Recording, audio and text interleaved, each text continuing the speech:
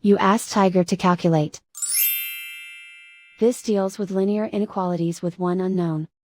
The final result is x equal or greater than 8/3 equal or greater than 22/3. Let's solve it step by step.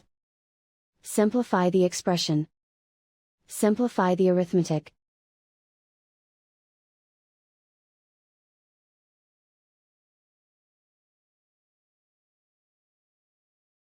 Isolate the x.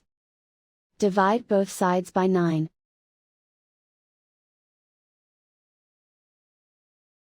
Simplify the fraction.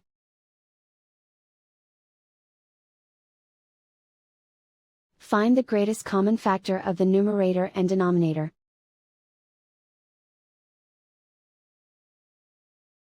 Factor out and cancel the greatest common factor.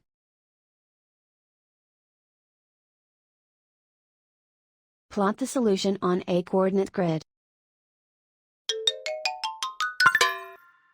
And so the final result is x equal or greater than 8/3 equal or greater than 22/3.